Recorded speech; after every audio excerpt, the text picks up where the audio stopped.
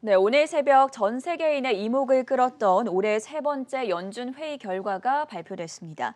발표 내용은 이미 전해드렸지만 이 시간을 통해서 보다 심층적인 내용들 분석을 해보고 특히 시장에서 궁금해하는 사항들에 대해서 과연 해소가 이루어졌는지 이야기 나눠보도록 하겠습니다. 한국경제신문의 한상춘 논설위원과 함께합니다. 안녕하십니까? 네, 안녕하십니까. 자, 방금 전에 올해 세 번째 연준회의 결과가 공개가 됐습니다. 시장에 미쳤던 영향들 중심으로 먼저 전해주시죠. 네, 민감하면 그 월가의 현지의 그 시장 참여들 사이에 어조 지수를 가지고 굉장히 상황을 평가할 필요가 있는데요. 어제도 이제 그런 말씀을 드렸습니다. 네. 요즘 들어서 주식을 계속 보유하세요. 이게 증시에 좋은 겁니까, 나쁜 겁니까 하니까 우리 그 전 앵커가 증시 전문가보다 더 현명하신 것 같습니다. 주가가 증시에는 안 좋은 거다 이렇게. 근데 어제 그 코스피가 33포인트 비교적 큰 폭으로 떨어졌습니다. 네. 이런 걸 가지고 차익 실현이다 이런 표현을 쓰기에는 좀 이렇게 너무 많은 낙폭이다 하는 걸 좀 말씀드리겠는데요. 오늘도 미국의 FOMC 회의 결과 끝나고 나서 말씀드리겠습니다. 저는 그 솔직한 얘기를 좀 말씀해 주시기 바랍니다. 앞으로 결혼할 사람이 법률가라 하면 사실 그 제롬 파월 것처럼 법률가라 하면 좋아하시겠습니까? 싫어하시겠습니까? 제롬 파월이요. 네네. 저는 제롬 제롬 파월이 아니고 파월 법률가라면 네네. 법률가라면요. 사람에 따라 살겠죠? 굉장히. 법률가는 비교적 신중합니다. 네. 신중하기 때문에 오늘도 그 시청자분께서 그 일부 많은 전문가들이 금융 완화를 이렇게 유지했는데 왜 주가는 이렇게 비교적 큰 폭으로 떨어졌을까 하는 측면이거든요. 근데 뭐든지 때가 있는 겁니다. 너무 신중하면 시장과의 괴리가 되고 오히려 그 금융 완화가 증시의 플러스가 아니라 마이너스가 되는 겁니다. 네. 뭐든지 통화정책이라는 것은 선제성이 있거든요. 프리엠프트 9개월에서 1년 정도 선제성을 갖고 있기 때문에 너무 신중하면 사실 그것이 증시에 부담이 되는 거다 해서 제가 법률가 해서 법률가가 뭐 다 신중한 건 아닙니다는 이렇게 그 말씀을 드렸습니다. 이게 월가의 오늘 FOMC 회의 끝나고 난 이후에 다 바라던 사항의 금융 완화가 됐는데 왜 주가는 떨어졌을까 하는 이 측면에서 한번 시청자 여러분한테 그 얘기가 상당히 의미를 갖고 있기 때문에 시청자 여러분한테 말씀드리는 겁니다. 자, 그런 각도에서 회의 결과는 아시죠? 현수준 0에서 0.25%는 기준금리, 양적 완화 매월 $1,200 그대로 공급하는 문제인데, 자, 오늘도 FOMC 회의도 그렇고 기자회견도 그렇고 기자와 파월 의장 간에 인식이 차이가 있죠. 하나는 뭐냐? 일단은 경기는 좋아지는데 왜 테이퍼링은 다행하지 않느냐? 이게 계속해서 질문 사항이죠. 네. 계속해서 3월보다도 경기는 개선되고 있다. 이렇게 하는데 왜 테이퍼링은 추진하지 않느냐. 이 문제가 이제 결국은 시장에서 증시 악재로 단계했다 이렇게 됐습니다. 그래서 지금 상태에서는 시장과 달리 페드가 그다음에 파월 의장이 외주를 타고 있는데요. 이게 증시 입장에서는 오히려 악재가 되는 신테일 리스크로 부상했다. 이 페드가 시장을 친화적으로 해서 되는데요. 사실 올해 들어서는 이게 너무 그 테이퍼링이라든가 시기를 놓치는 거 아니냐 하는 이 측면에서 오히려 증시에 악재가 되고 있다 이렇게 됐습니다. 그래서 우리 3월 달에도 그런 얘기했습니다는 경제 지표 이렇게 개선되는데 그때 당시에도 국채 금리가 많이 올라갔지 않습니까? 이런 입장에서 페드가 이걸 어떻게 풀어낼 것이냐 하는 궁금증이 있었죠. 근데 사실 그 3월 이후보다도 지금 인플레라든가 그다음에 고용 지표라든가 경제 성장률이든가 이런 게 더 개선되는데 금융 완화 정책을 계속해 유지하다 보니까 오히려 페드 회의가 사실은 그 시장의 궁금증을 풀어줘야 증시 입장에서 좋은데 궁금증을 더 증폭시키다 보니까 결과적으로 주가가 떨어지는 배경이다 이렇게 됐습니다. 그래서 오늘 증시는 FOMC 회의 결과 그다음에 파월 의장의 기자회견 내용을 어떻게 읽느냐에 따라서 주가의 등락폭이 됐다 이렇게 됐습니다. 오늘 실적이 주가에 그렇게 큰 영향을 미치지 못했다는 걸 말씀드리겠습니다. 그런 과정에서 왜 이런 얘기가 나올까 하는 것을 지금부터 풀어보도록 하겠습니다.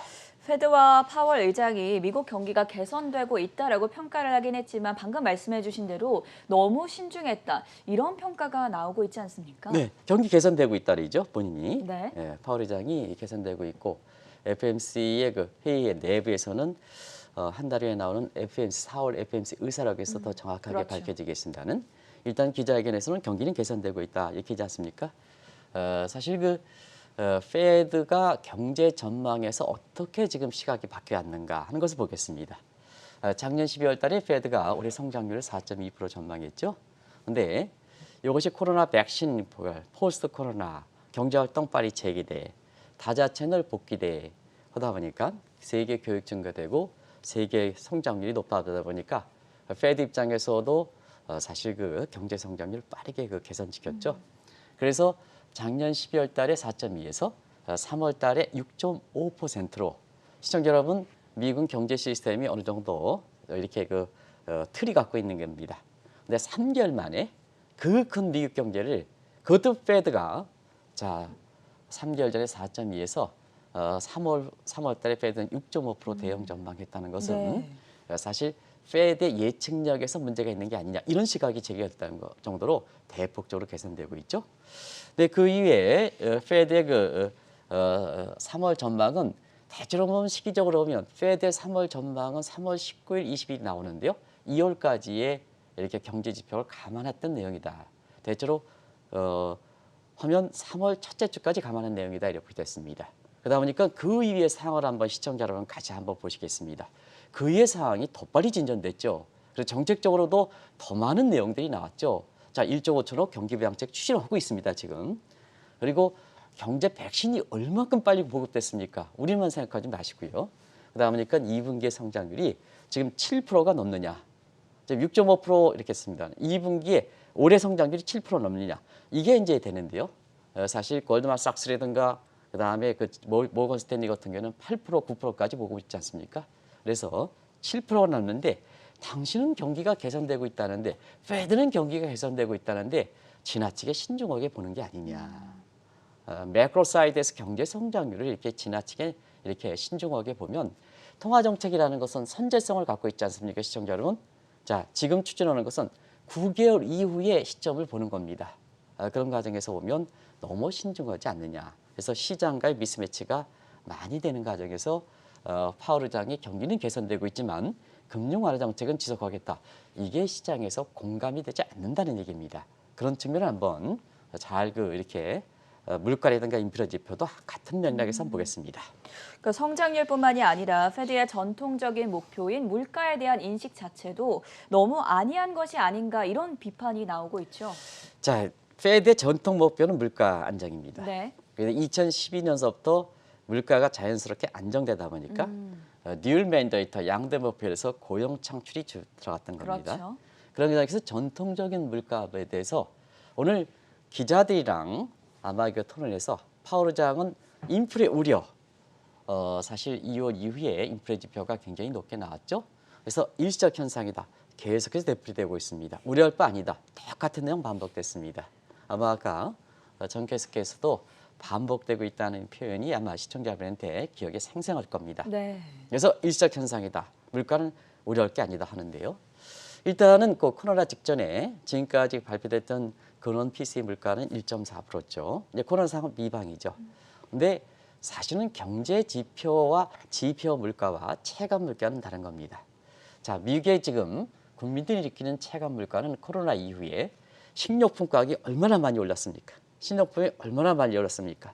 이것을 사실 경제 지표를 수용하지 못하는 상태에서 자, 파월 의장이 계속해서 물가는 지금 내가 물가는 좀 올라가고 있는데 미국 국민들 특히 저소득층의 물가는 이렇게 많이 올라가고 있는데 계속해서 중앙은행 총재가 물가는 일시적 현상이야 이게 지표 경기와 체감 물가 의 괴리가 발생했다는 얘기입니다. 그런 측면에서 사실 파월 의장이 계속해서 인플레 오르는 우려할 바 아니다 하는데 PCE 물가는 계속해서 올라가는 상황이거든요. 또 국민들은 뭐냐? 국민들은 여기에 대해서 식료품 가격이 계속해서 올라가다 보니까 자, 가뜩이나 소득이 줄은 상태에서 중하위 계층은 물가가 올라가다 보니까 경제 고통, 미전 인덱스 경제 고통이 올라가는 거죠. 그러다 보니까 국민들도 공감하지 못하고 그다음에 사실 그 경제 지표상으로 보더라도 5월 달 같은 경우에는 대체로 PCE 물가가 3%는 넘어갈 거라 이렇게 보고 있습니다. 작년 기저효과 때문에. 그래서 인플레 논쟁이 계속되는 거죠. 시간이 가면 갈수록 가열되는 거죠. 네. 자, 파월 의장이 인플레 우려가 우려할 바 아니다. 이 얘기가 벌써 언제나 3개월 전서부터 나왔습니다. 그런데 인플레 논쟁이 파월 의장의 진단에 의해서 인플레가 완화했다 이렇게 하면 인플레가 진정돼 있죠. 근데 논쟁은 더 가열되고 있죠. 논쟁은 가열되는데 그 상대방에서 인플레 우려할 것이다 하는 사람이 레이 서머스 하버드 교수, 케너스 로커프 역시 하버드 교수, 블랑세드 세계적으로 최고의 이코노미스트, 퍼거슨 이런 사람들이 아주 세계적으로 유수한 사람들이 계속해서 인플레가 되는 거죠. 그러다 보니까 파월 의장이 인플레 오른 일시적 현상이다. 네. 이 우려가 시장의 인플레 우려를 잠식시켜야 되는데요. 그게 시장에 공감되지 못하고 미국의 국민들조차도 당신 무슨 얘기냐. 내 식료품 물가는 지금 올라가고 있는데 경제 고통은 올라가는데 그래서 파월 의장이 너무 지나치게 아니한 게 아니냐 하는 이런 시각이 제시되고 있다. 이렇게 볼 수 있습니다. 듀얼 맨데이트라고 언급을 해주셨습니다. 페드의 또 다른 하나의 목표죠. 고용 창출과 관련해서도 옐런 재무장관과 파월 연준 의장이 바라보는 시각이 너무 다르지 않습니까? 네, 지금은 이제 양대 목표 중에서 네. 물가보다는 고용 창출이 더 중시하죠.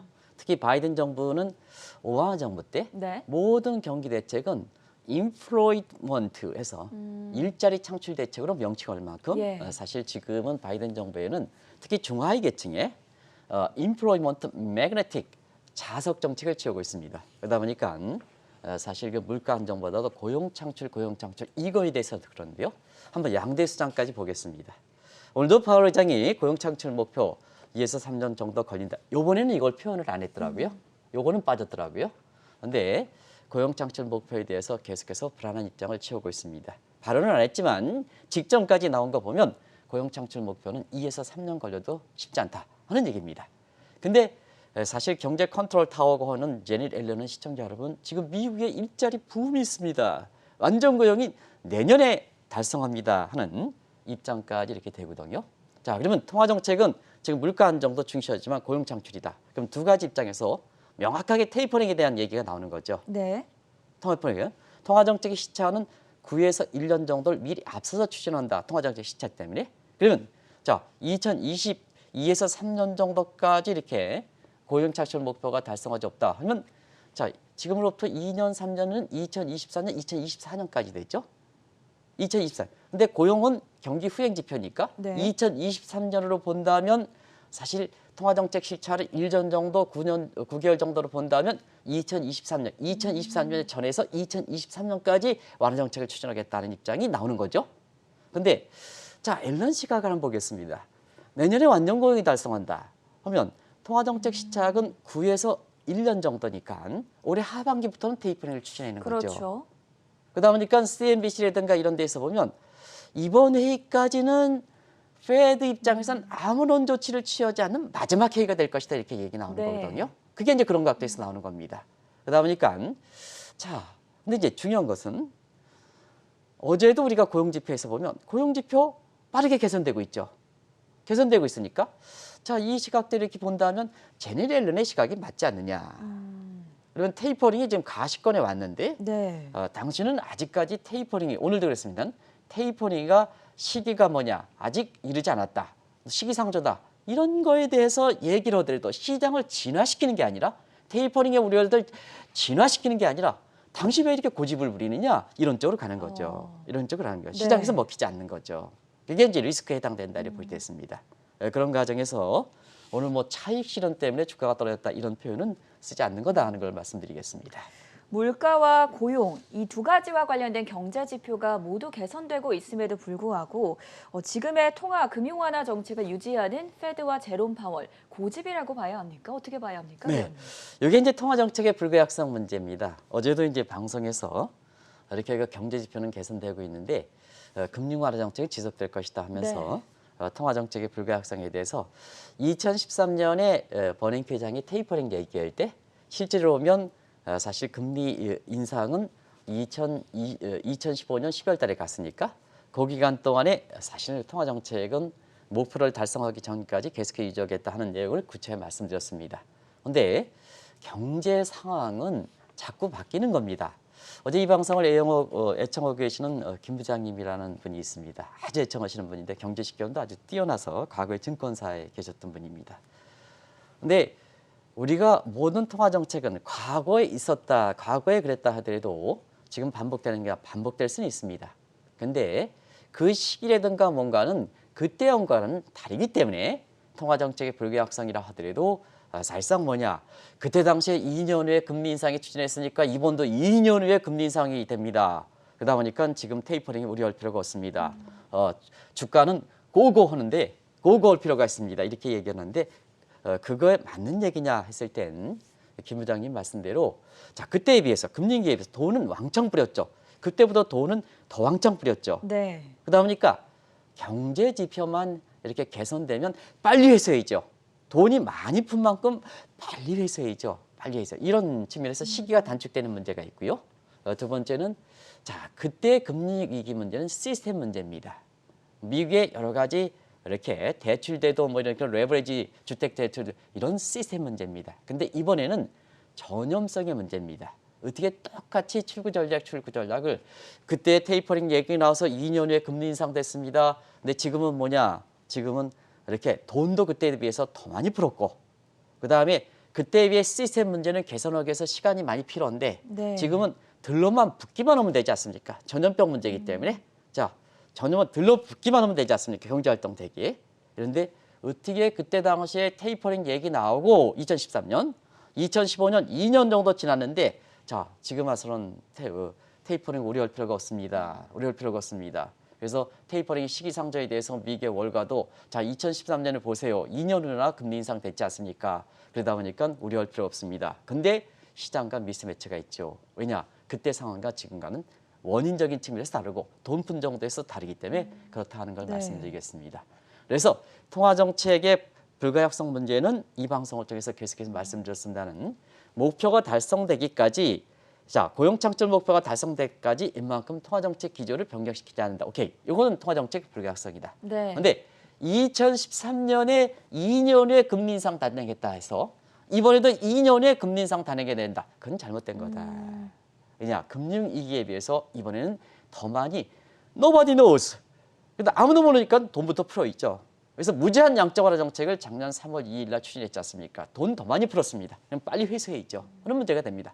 뭐든지 많이 풀면 빨리 회수해야 되는 문제가 있습니다. 그때 2013년에 비해서 다른 점이 다 하는 걸 말씀드리고 자, 그때는 미국의 서프라임 모기지론 제도고 리먼 브로더스의 문제입니다. 시스템 문제입니다. 근데 이번에는 뭐냐? 전염성 문제입니다. 들러붙기만 하면 경제가 빨리 회복되는 겁니다. 얼마큼 빨리 회복됩니까? 페드의 그 열측력이 강했던 올해 같은 성장률에도 작년 12월 달에 4.2인데 3개월 만에 6.5%. 그다음에 6월 달은 7%가 넘는다는 거 아니겠습니까? 지금 이렇게 되기 때문에 자, 과거에 통화정책 불가역성 문제 2년 후에나 금리 인상 이번에도 2년 후에 갑니다. 우려할 필요가 없어요. 근데 왜 주가는 떨어지느냐 오늘. 금융 완화 정책을 했는데 이런 측면에서 과거에 참고하지만 그야말로 참고 집회에 해당된다.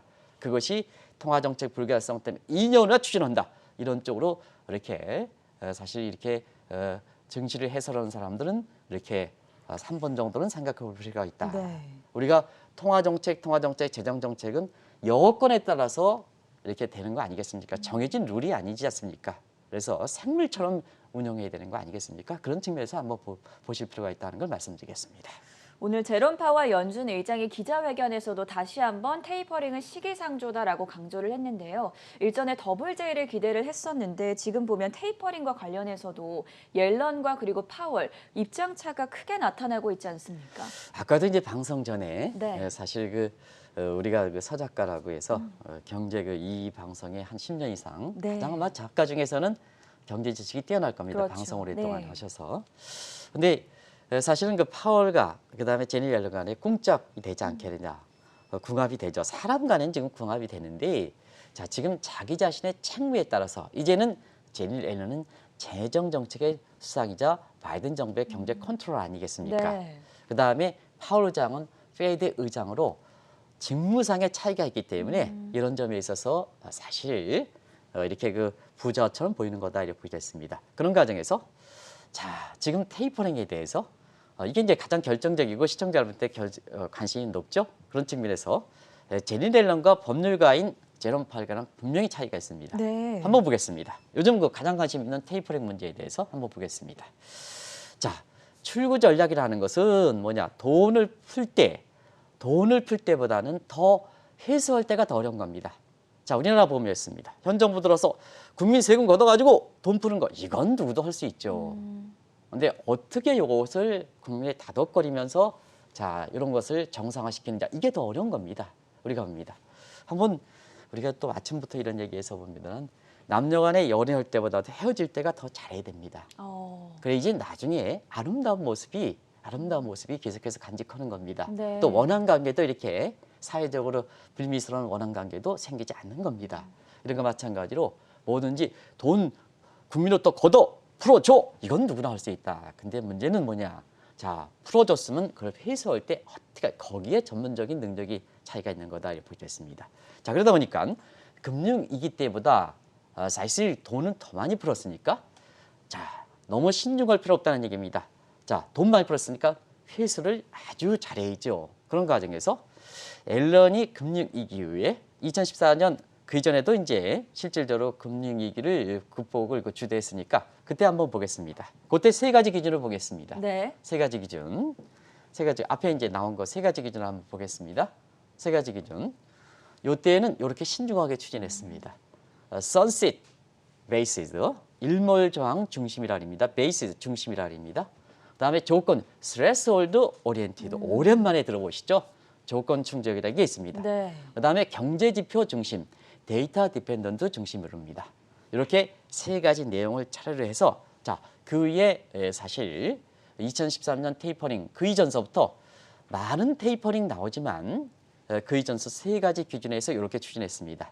양적완화 정책 한번 보겠습니다. 테이퍼링 2013년 나오지만 그 이전서부터도 이미 제닛 앨런이 재무장관, 페드 의장 되기 전에 사실 출구 전략을 실질적으로 버냉키 장관 주도했을 때 테이퍼링 2013년에 나왔지만 이미 2010년부터 이렇게 양적완화 정책을 자꾸 줄여갔던 겁니다. 줄여갔던 거. 1차 2013년 3월 달에, 2차 2010년 11월 달에, 이건 이제 선시트 크로스죠. 네. 3차 2013년 10월 달에 종료했던 겁니다. 그리고 두 번째, 세 번째 스트레스홀드 기준과 데이터 디펜던트 방식에 의해서 자 물가 상승 지금 마찬가지죠. 2.5%. 이게 지금 물가 상승 2%가 떨어졌죠. 물가가 안정됐으니까 실업률 그때 당 6.5%. 이게 완전 고용 수준입니다. 네. 근데 요건 지금 3.5% 떨어졌죠. 그렇죠. 요 조건이 스트레스홀드 요 조건이 충족돼야 요 데이터 디펜던트 조건이 충족해야 그때 뭐냐? 그때의 금리 인상이 됐던 겁니다. 근데 지금 테이퍼링 추진할 때 자 파월 의장은 여기에 선시트 크로스라든가 돈 많이 풀었으니까 점점 줄여줘야죠. 자 이제 무제한 양적완화 정책을 경제 지표가 개선됐으니까 자 이 양적완화 정책 무제한 양적완화 언제까지 이렇게 선시트 크로스 언제까지 이것을 더 이상 지탱하지 않겠다는 뉘앙스를 자꾸 줘야 되는데 이게 안 한다는 얘기입니다. 그러다 보니까 뭐냐 지금 상태에선 완전 고용 지금 실업률이 6%인데 3.5% 떨어져야 이렇게 한다. 데이터 디펜던트만 강시한다는 얘기입니다. 돈은 실컷 더 풀어놓고 네. 실컷 더 풀어놓고 그러다 보니까 이 테이퍼링 문제도 테이퍼링 제닛 앨런과 그다음에 파월 의장과 입장차가 있는 게 아니냐 하는 이 시각이 시장에 있어서는 상당 부분 미스매치 되면서 사실상 뭐냐 시장이 혼란스러우니까 주가가 떨어지는 배경이 되고 있다 하는 걸 말씀드리겠습니다. 이번 회의 결과와 파월 연준 의장의 기자회견 이후의 월가에서는 앞으로 페드와 파월 의장은 없다라는 평가가 나온다고 합니다. 이게 무슨 의미입니까? 3월도 궁금증을 풀어주지 못했고 네. 그다음에 사실 이번 회의도 궁금증을 풀어주지 못했다 보니까 그렇죠. 페드라든가 제롬 파월의 신뢰는 사실 자꾸 떨어지고 있다. 그런 측면에서 앞으로 증시를 볼 때는 페드와 그다음에 사실 그 제롬 파월의 입장보다는 네. 바이든 정부의 실질적인 경제 컨트롤 타워에 해당되는 제닛 앨런 지금 이제 재무장관이죠. 재무장관의 입만 또 정책 기조를 더 중시해야 된다는 입장에서 그런 얘기가 나오는 거다 하는 걸 말씀드리겠습니다.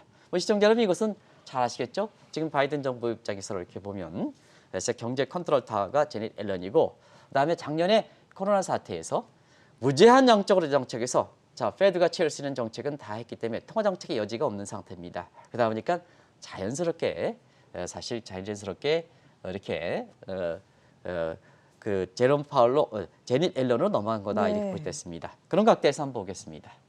자, 오늘 이제 우리 시간은 10시에 이렇게 바이든 대통령이 패밀리 플랜을 발표하죠. 근데 이 그렇죠. 패밀리 플랜은 우리가 얘기했던 사회 교육 인프라다. 명칭은 그렇게 붙지만 실제로 지난번에 발표했던 2조 2천억 달러에 이번에 지출 계획은 1조입니다. 근데 감세도 정부 지출에 해당되는 겁니다. 그러다 보니까 감세가 8천억이 나오죠. 그러다 보니까 1조 8천억 네. 정도 돼서 자, 이게 교각 경례입니다. 시청자 여러분께 누님이 말씀드리는 페드 금융 완화보다도 앞으로 이것을 계속해 빅 액트라고 해서 사실 그 앨런과 관련된 신조어를 증시 미국의 증시와 관련해서 자꾸 페드 그다음에 회의 결과 파울만 고집하지 말고 이 사람들의 무게추가 있기 때문에 여기에 더 주의해야 됩니다 하는 말씀을 드렸었는데요. 지금 어떻게 나왔느냐 한번 보겠습니다. 이 고학 경제는 넘치는 게 부족한 것보다 많다 이렇게 되는데요. 자, 한번 보겠습니다. 지금 미국에서 본 고학 경제를 하면 경기 부양책 1조 5천억이 나왔습니다. 또 지난번에 1차 때 인프라 계획 물적 인프라 2조 2천억이 나왔습니다. 그다음에 이번에 사실 유형성 지출은 1조 달러입니다. 감세 8천억까지 1조 8천입니다. 자, 얼만큼입니까? 1조 9천억에 2조 2천억에 1조 8천억 거의 6조죠. 우리가 처음 받았지 6조가 되는요. 감세도 지출입니다. 정부 지출에. 그래서 감세에 케인지언에는 투자 재정 승수, 정부 지출 승수, 감세 승수가 있지 않습니까? 그래서 결과적으로 보면 6조 달러에 해당되는 처음 말씀드린 6조 달러. 이게 논란이 있었기 때문에 그렇습니다. 너무 크게 얘기한 게 아니냐 하는데요. 결국 맞아떨어지는 겁니다. 맞아떨리는 그런 측면에서 지금은 월가 입장에서 자 4월에도 시장의 궁금증을 좀 풀어줘야 되는데 똑같은 과거 입장만 반복하고 오히려 시장의 불안감을 증폭시키니까 향후의 증시 관련해서는 파월한테 이제는 너무 이렇게 사실 이렇게 비중을 두지 말라. FOMC 회의에 대해서 비중을 두지 말라. 경제 컨트롤 타에 해당되는 제닛 앨런, 그다음에 제닛 앨런이 갖고 있는 예일 거시경제 패러다임에 해당되는 하이프레스 경제, 고학 경제에 더 주목하라 하는 입장이 이번 회의 결과 이후에 나오고 있다고 볼 때 있습니다. 그래서 뭐든지 그렇습니다. 뭐든지 때가 있는 거거든요. 네. 때가 있는 상태에서 지금은 금융 완화가 증시에 플러스되는 기조에서 오늘 FOMC 회의 결과를 보면 왜 주가는 비교적 큰 폭으로 떨어졌을까? 이해를 못하는 거죠. 명확한 인과관계를 못하는 거죠. 어머니죠. 근데 너무 붙들어 있는 것도 나쁜 겁니다. 예를 들어서 제가 이렇게 보면 여러 가지 좀 방송에서 이게 좀 이해하기 쉽다 이렇게 얘기하는데요. 그래서 네. 전 앵커가 항상 희생이 되는 것 같습니다. 우리가 보면 자, 전 앵커랑 같이 이렇게 저랑 같이 연애를 한다. 네. 그러면 이제 가장 바람직한 건 시청자 여러분 생각해 전 앵커가 모든 면에서 앞서지 않습니까? 그러면 전 앵커가 만약에 사실상 나를 싫어한다 하면 내 입장에서 가장 현명한 것은 어차피 가능성이 적으니까 빨리 포기하는 게 나은 겁니다. 근데 모든 면에 뒤지는 상태에서 보면 계속해서 전 앵커에 대해서 계속해서 싫어한데도 불구하고 계속 집 쫓아가면 나중에 어떻게 사단이 나는 거 아니겠습니까? 네. 그래서 뭐든지 정책이라는 건 시기가 중요하다는 걸 말씀드려요. 시기도 그때 당시에 여건에 따라서 다른 거다 이렇게 볼 때 있습니다. 그래서 지금 FOMC 회의 결과 이후에 궁금증을 풀지도 못하다 보고 경제 컨트롤 타워가 바이든과 그다음에 제닛 앨런으로 넘어간 상태이기 때문에 이제는 앞으로 금융 완화 더 이상 주가의 플러스는 아니다. 그다음에 파월과 페드보다는 제닛 앨런을 갖고 있는 이론적 정책 처방에 해당되는 예일 거시경제 패러다임 거기에 나오는 하이프레스 경제, 고압 경제 이게 더 주목해라 하는 네. 입장이 나오는 거다 이렇게 보겠습니다. 그래서일까요? 지금 월가에서는 파월 연준 의장의 임기를 놓고 여러 가지 상반된 시각이 나오고 있다고 합니다. 교체 가능성은 얼마나 된다고 보십니까? 갑작스럽게 4월 회의 직전에 네. 이렇게 보도가 나왔었죠. 보도가 나왔었죠. 이렇게 지금 상태에서 제롬 파월의 이렇게 그 교체 얘기가 벌써부터 불거지고 있어요. 근데 시기적으로 보면 조금 이른 감이 있다. 네. 그래서 지금 상태에서는 정책 처방 관련해서 고용 문제라든가 테이퍼링이라든가 해서 경제 컨트롤 타워가 있는 바이든 대통령의 복심이 깔고 있는 제닛 앨런 재무장관과 그다음에 통화정책의 이 수장인 이렇게 제롬 파월은 트럼프 대통령 때 임명됐던 사람이죠. 그렇죠. 2018년 2월 달에. 그래서 이런 상태에서 사실 당초 예상보다 빨리 제롬 파월의 교체 얘기가 나오는 게 아닌가. 그게 일맥상통하는 거거든요. 일맥상통하는 거거든요. 그런 측면에서 한번 보겠습니다. 자, 페드 이 의장의 임기는 4년입니다. 그러다 보니까 지금 상태에서 자연스럽게 좀 나올 수 있는 시기는 됐다. 이렇게 예측이 나올 수 있는 시기는 됐다. 이렇게 보이겠습니다. 왜냐하면 상원 청문회든가 이런 인사청문회 사전 전체를 보면 내년 2월이 사실 그 제롬 파월의 임기이긴 하지만 사전 절차 때문에 대체로 보면 여름 휴가철이 끝나는 9월 정도에는 바이든 대통령이 새로운 페드 의장을 지목해야 됩니다. 지목해야 됩니다. 그래서 그때의 그 과거에 보면 9월 달이기 때문에 벌써부터 4월 달에 나오다 보니까 네. 좀 이렇게 제닛 앨런 의장과 갈등이라든가 이런 측면에서 이렇게 자연스럽게 나오는 것이 아닌가. 그만큼 또 시장에서는 파월 의장이 지금 궁금증에서 풀어주지 못하는 상태에서 신뢰가 떨어진 상태에서 이런 게 나온 게 아닌가 하는 이런 생각이 드는데요.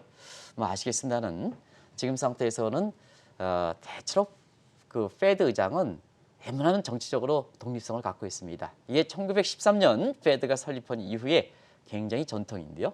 그래서 연임되는 게 재임되는 게 사실 관행이다 이렇게 보겠습니다. 네. 그래서 지금은 이코노미스트라든가 월가 이코노미스트 대상으로 이렇게 조사해 보면 재임은 되지 않겠느냐 우세하지만 그러나 교체 시합도 만만치 않다 하는데요.